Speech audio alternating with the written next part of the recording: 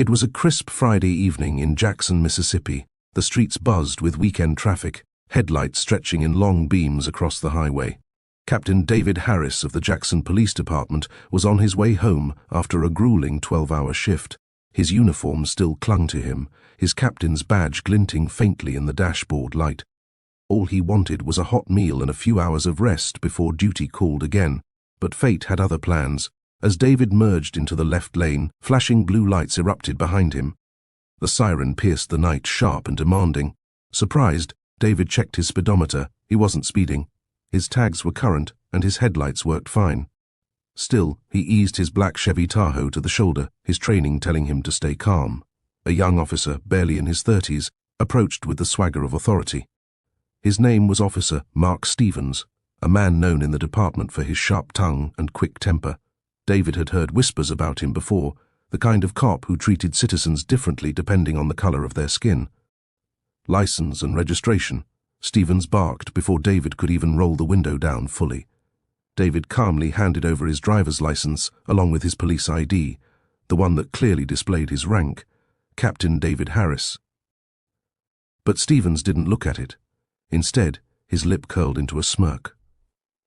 "What's a guy like you doing driving a car like this?" he asked, voice dripping with contempt. David kept his voice steady.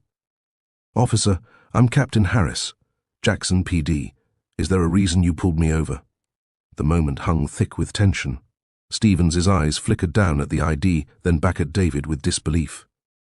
He hadn't expected the black man behind the wheel to be his superior officer, and what happened next would send shockwaves through the entire department and the city itself. Captain Marcus Harris adjusted his badge as he lowered the driver's side window, expecting the officer to recognize his credentials immediately. Instead, the cop leaned down with a smug smirk plastered on his face. Well, the officer sneered. "Another one of you speeding through my streets. License and registration now." His tone wasn't professional. It dripped with contempt, more like a challenge than a lawful request. Marcus, keeping his composure, reached into his jacket and pulled out his police identification first. "Officer, I'm Captain Marcus Harris, Metropolitan Police Department. Here's my badge and ID." The cop glanced at it, then laughed mockingly. "Yeah, sure. Anybody can buy a fake badge online these days. Don't try to pull that card with me." He waved dismissively, as if the captain's years of service meant nothing. Marcus felt his patience thinning. "This isn't a joke. I'm on my way to the precinct. You're making a mistake." But the cop wasn't listening. Instead, he stepped back and placed his hand on his holster. Out of the car. "Now. You people always think you can get away with everything. You people..." Those two words hit Marcus like a slap across the face. Decades of serving his city, breaking barriers as one of the few black captains in the department, and here he was, being reduced to a stereotype by a man who wore the same uniform. "Officer, I suggest you think very carefully about what you're doing right now," Marcus said firmly, locking eyes with him. "You're about to cross a line you can't come back from." But the cop scoffed. "The only line being crossed is you sitting here pretending you're somebody important. Step out before I make you." Marcus sighed. He knew this was about to escalate, but he also knew every second was being recorded by his dashcam. The officer, still standing stiff with authority, leaned toward the captain's window. His tone was sharp, almost rehearsed. "License and registration. And don't make any sudden moves," he demanded. His hand remained poised near his holster, as though every movement Richard made was a threat. Richard calmly reached for his documents, deliberately slow, making sure his hands were visible the entire time. "You'll find everything in order, officer," he replied evenly, his voice carrying the quiet confidence of someone who had faced worse situations and lived to tell the story. But instead of checking the documents, the officer narrowed his eyes. "What are you doing in this neighborhood at this hour? People around here don't usually drive cars like this," he said, gesturing at the polished black SUV. His words weren't just a question, they dripped with an accusation. Richard tilted his head slightly, recognizing the implication. He had heard this line before, too many times in his career. It wasn't about traffic anymore, it was about suspicion tied to the color of his skin. Driving home from a long shift, Richard answered steadily. "That's all." But the officer wasn't satisfied. He shined his flashlight across the inside of the car, scanning Richard as though trying to find something incriminating. "Long shift, huh? What kind of work do you do?" The question was casual on the surface but carried an undercurrent of disbelief, almost as if he couldn't accept that a black man in uniform might hold authority greater than his own. Richard took a measured breath, debating how much to reveal. He could shut this down immediately with one sentence, but instead, he let the silence linger. He wanted to see just how far this officer was willing to push. Inside, Richard knew the real test was just beginning. Captain Marcus Lewis kept his hands visible on the wheel, every move deliberate, controlled. His training as a police officer kicked in, though it was layered with the bitter irony that he, a veteran captain, was being treated like a common suspect by someone wearing the same badge. The young cop, Officer Derek Mason, leaned toward the car with a smirk. "License and registration," he demanded sharply, his hand hovering over his holster. Marcus didn't flinch. Instead, he slowly reached for the documents he had neatly tucked inside a folder on the passenger seat. "Here you go, officer," Marcus said in an even tone, his voice calm but firm. Derek snatched the papers and glanced at them without care. He didn't notice, or perhaps chose not to notice, the name that carried weight within the force, Captain Marcus J. Lewis. "You know why I stopped you?" Derek asked, his voice tinged with arrogance. "No, but I'm sure you're about to tell me," Marcus replied.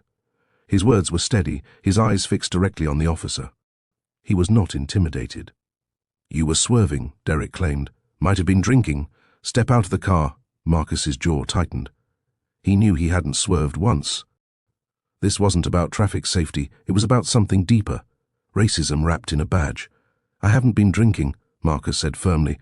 "But if you'd like to run a test, you're welcome to do it here." Derek scoffed. "Don't tell me how to do my job." Marcus took a deep breath. He was caught between two identities, a black man being racially profiled and a police captain who outranked this young officer by miles. But revealing his position too soon felt like giving Derek an easy way out. Instead, Marcus leaned back slightly and said, "Proceed however you think is necessary. I'll comply." Derek's smug grin widened. He thought he had complete control. What he didn't realize was that every move was being recorded, and soon the truth would tip the balance against him.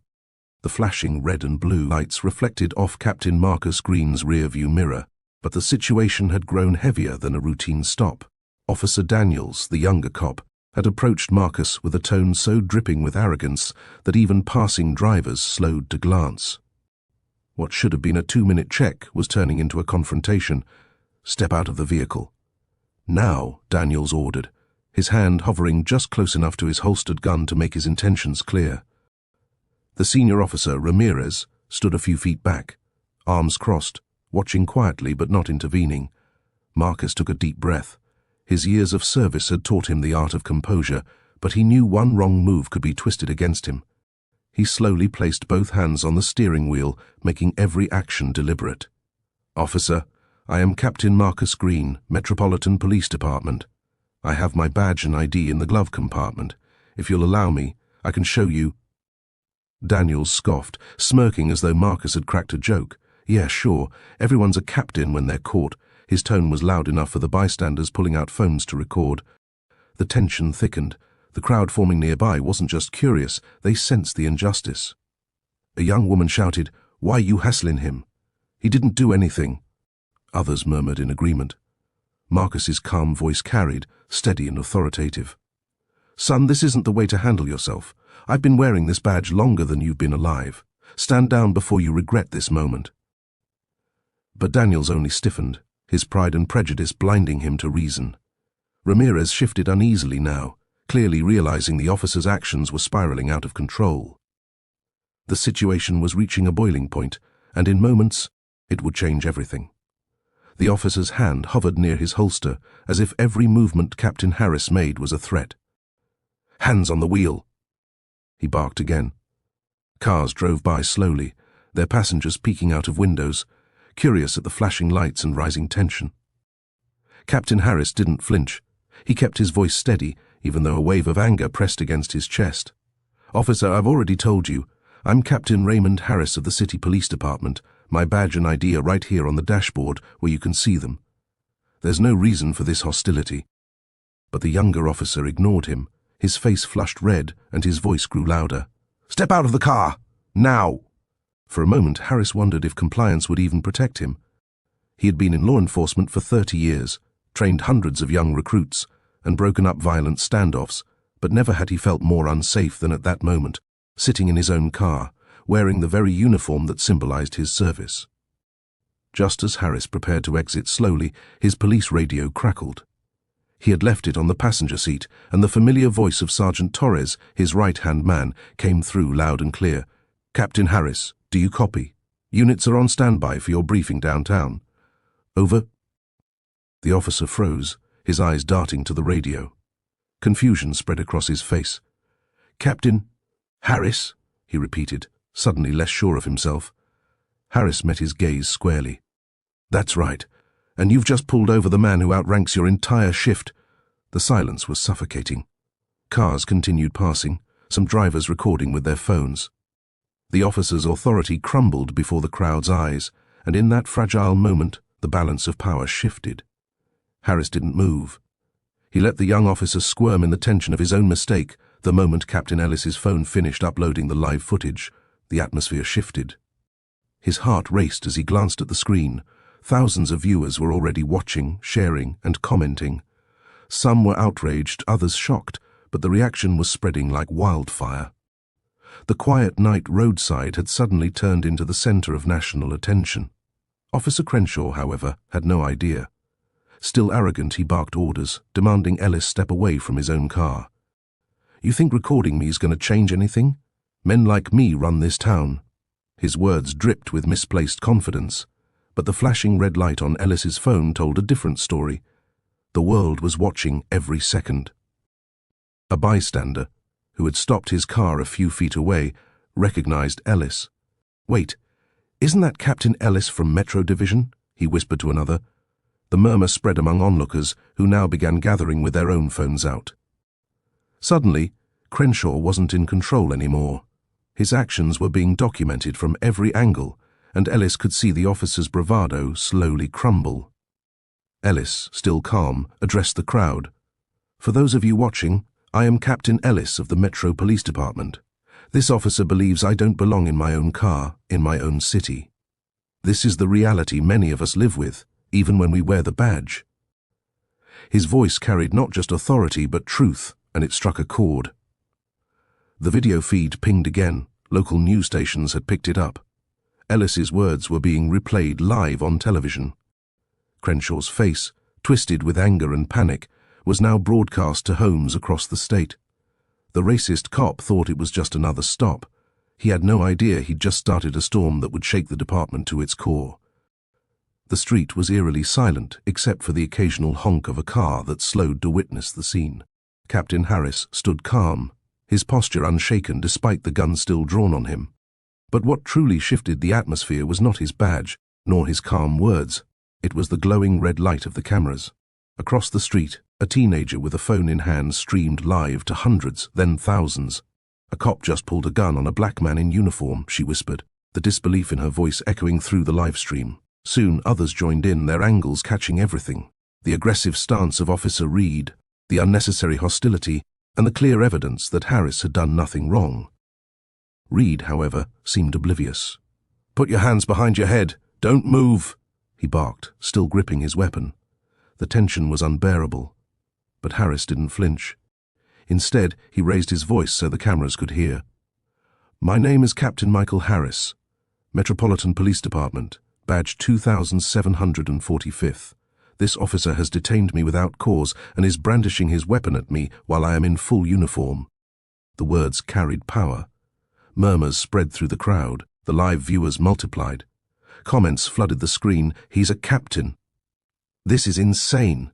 That rookie is finished." Reed finally noticed the phones aimed at him, and his jaw tightened. A bead of sweat trickled down his temple. For the first time, doubt crept into his eyes. He muttered, "Turn those off, now." But it was too late. The story was already in the hands of the people. The truth had been captured, and no order, no intimidation could erase it. Captain Harris knew then. His silence wasn't just for survival anymore. It was for justice the flashing lights drew more than just passing glances. Within minutes, a small crowd began forming at the side of the road. People parked their cars, rolled down windows, and pulled out their phones. The sight of a black man in uniform, standing tense with his hands visible while a white officer barked orders, struck too familiar a chord. Whispers travelled quickly through the group. "Wait, isn't that Captain Harris?" someone muttered, recognizing him from a recent community town hall meeting. Another woman gasped. "The police captain? Then why is he being treated like a suspect?" The tension in the air thickened. Parents pulled their children close, shielding them from what they feared might escalate. Others stepped forward cautiously, raising their phones higher to ensure every word was captured. The officer, noticing the growing audience, straightened his posture but refused to soften his tone. "Stay back," the cop barked at the onlookers. "This is a police matter." But the crowd wasn't moving. A young man shouted back, "We're not going anywhere. We've seen this before, and we're not letting it happen again." His words were met with murmurs of agreement. People knew the stakes. Captain Harris stood tall, his calm demeanor a sharp contrast to the officer's aggression. Though frustration boiled inside him, he understood the weight of his position. The people were watching, not just with their phones but with their trust. If he lost control, the cop would have every excuse to escalate. The officer's face reddened, his grip tightening on his holster. For the first time, he seemed rattled, not just by Harris, but by the collective power of the community standing behind him. The atmosphere felt like a powder keg, one spark away from igniting. Would the officer back down, or push this already tense moment past the point of no return? As Captain Harris stood in the cold night air, the balance of power shifted dramatically. For most of his career, he had been the one commanding respect, giving orders, and setting the standard for professionalism. Tonight, however, he found himself the victim of a reckless officer's arrogance, a man too blind to see beyond skin color. Yet what shocked everyone watching was how Harris carried himself. He didn't scream, he didn't lash out. His very calmness unsettled the racist cop more than any threat could. The officer, now visibly nervous, kept his hand hovering near his holster. "Don't move," he repeated, his voice cracking with insecurity. Harris glanced around at the crowd forming nearby, their phones out and recording every moment. His reputation wasn't on the line, his character was. And in that moment he understood, this wasn't about proving himself to the officer, it was about proving something greater to everyone watching. "I'm not moving," Harris said evenly, "but you've already crossed a line, and you're going to regret it." His words carried weight, not of anger, but of certainty. The officer faltered, the grip on his authority slipping as doubt crept into his eyes. From the crowd, whispers grew louder. "That's Captain Harris. I've seen him at community events." "He's a police captain? This guy doesn't even know who he pulled over." The onlookers were no longer just silent witnesses, they were participants in a shifting narrative. For years, people had complained about encounters like this, stories of traffic stops gone wrong, of bias turning routine checks into nightmares. Tonight, it was unfolding in real time, but the man at the center wasn't powerless. He was a leader, a black captain with decades of service, and the tables were about to turn in a way that nobody, especially the cop, saw coming. Captain Harris sat calmly in his car, his badge glinting faintly under the streetlights. The two racist officers who had stopped him were now pacing nervously, realizing their authority might be slipping from their grasp. One of them whispered, "He's bluffing. No way he's a captain." But the other wasn't so sure. Harris, still composed, reached for his phone. "I tried giving you both a chance to correct yourselves," he said firmly, "but since you insist on disrespect, I'll let your superiors settle this." He dialed a number, one that most officers in the state would recognize instantly. Within minutes, the loud squawk of a police radio came through. Dispatch confirmed his identity. Captain Marcus Harris, Internal Affairs Division. "Stand by. Chief is on the line." The officers' faces drained of color. One of them stammered, "Internal Affairs? Wait, you're that Harris?" Suddenly their arrogance turned into panic.